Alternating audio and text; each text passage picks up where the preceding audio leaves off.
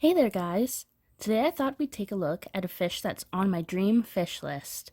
It's tiny, cute, smart, and full of personality. I'm talking about the Indian Dwarf Pufferfish, or as I call them, Pea Puffers.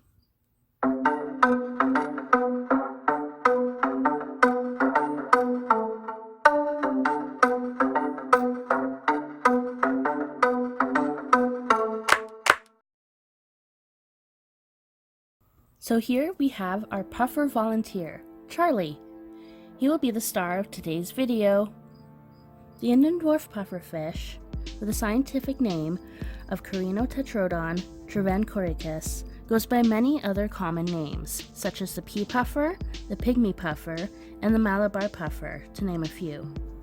Coming from Peninsula India, they live in rivers and their estuaries. They are also said to be found in Lake Vembanad and the Thresher Cold Wetlands.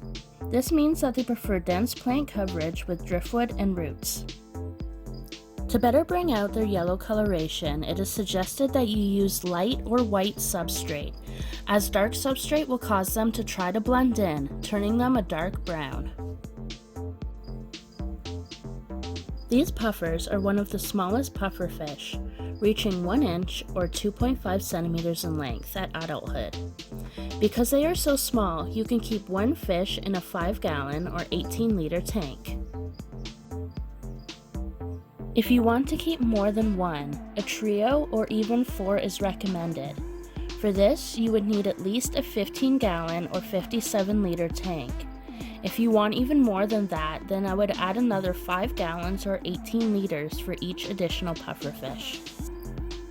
A species-only tank is recommended for this fish, as it is territorial and aggressive, though it is possible to add other species as long as they are fast and don't have long trailing fins, as the pea puffer is very nippy. Pea puffers seem to do well in tanks with a temperature between 22 and 28 degrees Celsius or 72 to 82 degrees Fahrenheit. The pH should sit somewhere between 6 and 8. As for their diet, they are strictly carnivorous, feeding on foods such as daphnia, brine shrimp, bloodworms, and snails. The snails should be kept small. Snails like ram's horn, pond, bladder, and Malaysian trumpet snails are preferred. It's interesting to watch their feeding behavior. Waiting, watching, approaching carefully, and then it strikes. When the pea puffer is given a balanced diet and proper tank care, it has been known to live up to 5 years.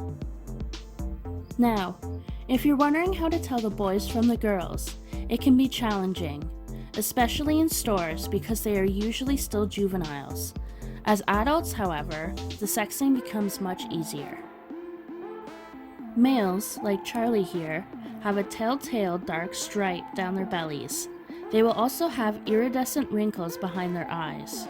This is harder to see though because the lighting needs to be just right to get it to shine. My lighting is poop though, unfortunately. So here's a picture.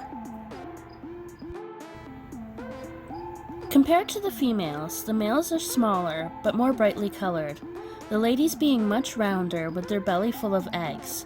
They also have little freckles between the darker splotches, which the males lack. Before buying these fish, it is good to ask whether or not they were live caught. Not only because the risk of parasites like worms are more likely, but also because in the last 10 years their population in the wild has decreased by roughly 40%. This is due to loss of habitat and overfishing for the aquarium trade. These little guys also don't suffer from something that most other puffers get, and that is overgrown teeth. So no need to worry about wrangling a fish to file its teeth down. Another thing is that pea puffers are strictly freshwater, no salt required. Salt can actually make them sick and shorten their lives, so keep that in mind. To sum this little fish up, it is a perfect water pet, curious, intelligent, and cute to top it off.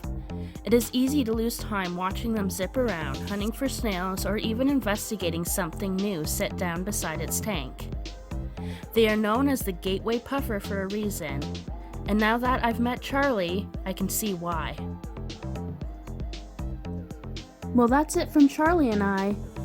Until next time, guys. Toodles!